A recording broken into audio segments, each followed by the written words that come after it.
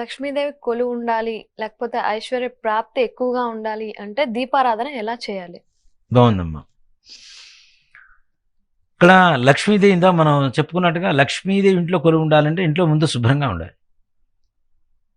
మరి అంటే ఇలా అనకూడదు గానీ, కోమటి వాళ్ళ ఇంట్లో శుభ్రం ఉండదు. కానీ వాళ్ళ ఇంట్లో లక్ష్మీదేవి అలా ఏం కొలువు ఉంటది లేదమ్మా. అని అంటారు. అలా ఏం అంటే లేదమ్మా.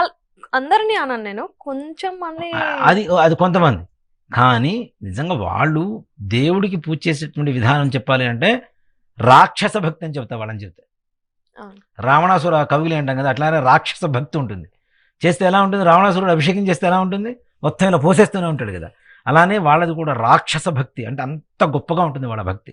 నేను చాలా చోట్ల చేస్తుంటాను వైశ్యులకి కార్యక్రమాలు. వాళ్ళు చేసే దాంట్లో నిమగ్నం అయిపోతారు. మొత్తం కంప్లీట్ మనస వాచ కర్మణ మొత్తం కూడా దేవుడే. ఇక మనం ఇక్కడ లేము, మనమే దేవుడే కూర్చొని చేసుకుంటున్నాం అనుకున్నంత భక్తితో చేస్తారు. శుభ్రత అనేది ఒక మాట చెప్పాలంటే వాళ్ళు చేసేటువంటి వ్యాపారాలు. నిజంగానే పూర్వకాలంలో ఇప్పుడంటే గోడౌన్స్ ఇవన్నీ వచ్చినాయి. పూర్వకాలంలో గోడౌన్స్ లేవు, ఇల్లే గోడౌన్. అవును. తప్పనిసరిగా ఇంట్లోనే పప్పులు ఉప్పులు అన్ని ఇంట్లో పెట్టేవాళ్ళు. నిజంగా అవన్నీ కూడా సమృద్ధిగా ఉండడం కూడా లక్ష్మీదేవే కదా. అవును. పప్పు ఉప్పు బియ్యం కంది అన్నీ ఉంటాయి ఇంట్లోనే. అవన్నీ కూడా సమృద్ధిగా డబ్బాల నిండా మొత్తం నిండి ఉండడం కూడా లక్ష్మీదేవి. ముందు ముఖ్యంగా ఇల్లు శుచిగా శుభ్రతగా ఉండాలి. లక్ష్మీదేవి కొలువు ఉండాలి ఇంట్లో అంటే.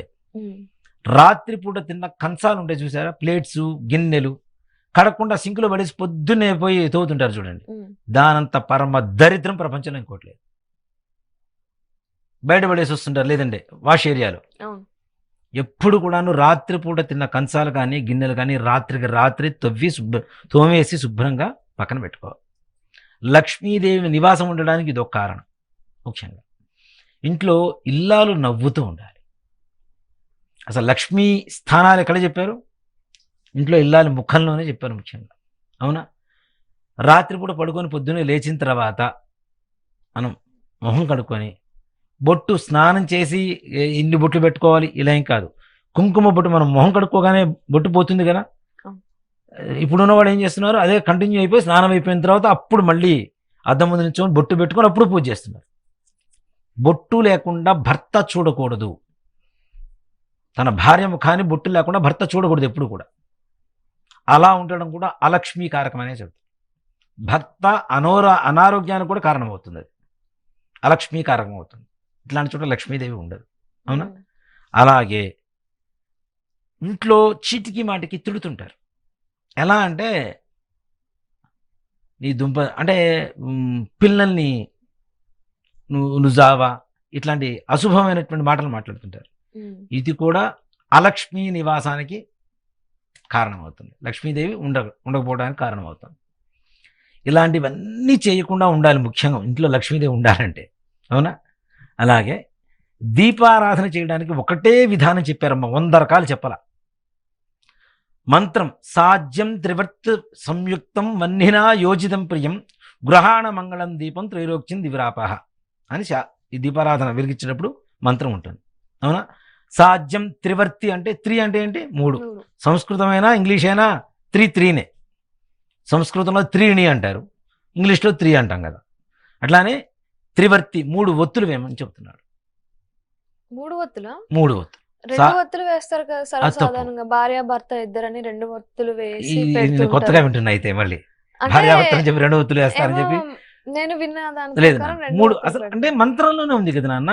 ఇప్పుడు దీపారాధన చేయండి అనేటువంటి మంత్రం ఏదైతే ఉందో సాధ్యం త్రివృత్త సంయుక్తం మన్నిన యోజితం ప్రియం గృహాణ మంగళం దీపం త్రైలోక్యం దివిరాపహ అంటే 3 లోకాలు కూడా నా యొక్క దీపం వల్ల వెలిగిపోగాక అని చెప్పి మంత్రానికి అర్థం. దానికి 3 ఒత్తులు వేయమని చెబుతున్నారు. ఆవు నెయ్యి వాడచ్చు, నువ్వుల నూనె వాడచ్చు, కొబ్బరి నూనె వాడచ్చు. ఇవన్నీ కూడా శక్తి లేకపోతే ఆముదమైనా వాడచ్చు. అవునా? ఒకప్పుడు అంటే ఆముదం చాలా తక్కువలో దొరికేది. ఇప్పుడు అన్నిటికంటే అవి కూడా మంచి కాస్ట్ అయిపోయాయి. ఆవు నెయ్యితో ఈక్వల్గా వచ్చేసినాయి అవి కూడా. వీటిలో ఆవు నెయ్యి కూడా ఇష్టం వచ్చినట్టు ఏదో షాపులో కొనుకొచ్చిన ఆవు నెయ్యిలు ఇవన్నీ కూడా నిజంగా మాట చెప్పాలంటే గోవధ ద్వారా గోవుల్ని బాధించి తీస్తున్నటువంటి నెయ్యి అనే చెప్తారు.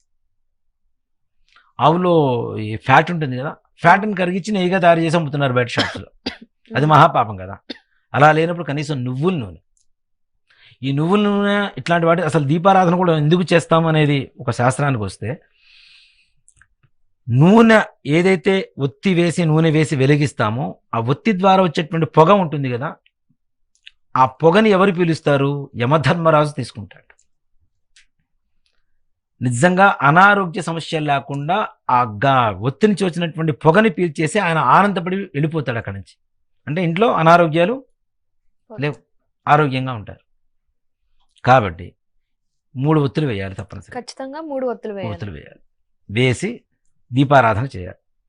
ఈ దీపారాధన కూడా ఇక్కడ మనం ఏం చూద్దాము అంటే దీపరాజాయ విద్మహే స్వప్రకాశాయ ధీమహి తన్నో జ్యోతి ప్రచోదయాత్ అని. అంటే దీపరాజు, మన ఇంట్లో ఉండే దీపారాధన, దీపాలన్నిటికీ కూడా రాజు అని చెప్తున్నాం. అంటే ఆ సమయానికి మనకు ఉండేటువంటి భావస్థితికి, మనకు ఉండేటువంటి స్థలానికి.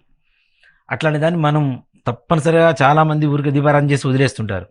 చక్కగా కుంకుమ గంధం పెట్టి బొట్టు పెట్టాలి, కుంకుమ పెట్టాలి. పుష్పం, అక్షతలు తప్పనిసరిగా దీపారాధన మొదలు ఉంటుంది కదా, ఒక ప్లేట్ పెట్టేసి పెడతాం, లేదా ఒక ఆకు వేసి పెడతాం. ఆ మొదట్లో పుష్పం 2 అక్షతలు వేసి నమస్కారం చేసుకోవాలి తప్పనిసరిగా. దీంతో పాటుగా ఈ దీపారాధన చేసినప్పుడు లక్ష్మీదేవి ఇంట్లో ఉండాలి అంటే ముఖ్యంగా రెడ్ కలర్ క్లాత్ చిన్నవి దొరుకుతుంటాయి, మనకి బ్లౌజ్ పీసెస్ దొరుకుతున్నాయి కదా, దాన్ని కట్ చేసుకొని కొద్దిగా దాంట్లో పచ్చ కర్పూరం, తర్వాత మనకి గోమతి చక్రాలను అమ్ముతారు, పూజా స్టోర్స్లో దొరుకుతుంటాయి. గోమతి చక్రాలు ఒక 3, లక్ష్మీ గవ్వలను అమ్ముతుంటారు, లక్ష్మీ గవ్వలు ఒక 3, తర్వాత ఈ పచ్చకర్పూరం ఈ ఎర్ర మూటలో కట్టేసి పూజ చేసేసి ఒక శుక్రవారమో మంగళవారమో లేదు ఒక 21 days కంటిన్యూస్గా లక్ష్మీదేవి అష్టోత్తరంతో పూజ చేసి దాని మీద కుంకుమతో పూజ చేసి ఆ కుంకుమ పక్కన పెట్టేసి రోజు బొట్టు పెట్టుకుంటూ ఈ మూటను తీసుకెళ్లి బీరువాలో పెడితే లక్ష్మీదేవి తప్పనిసరిగా స్థిర నివాసమై ఉంటుంది. అంటే పచ్చకర్పూరం అంటే అమ్మవారికి చాలా ప్రీతికరమైనటువంటి మంగళ ద్రవ్యం కాబట్టి దాని ద్వారా లక్ష్మి స్థిర నివాసం అనేది ఏర్పడుతుంది.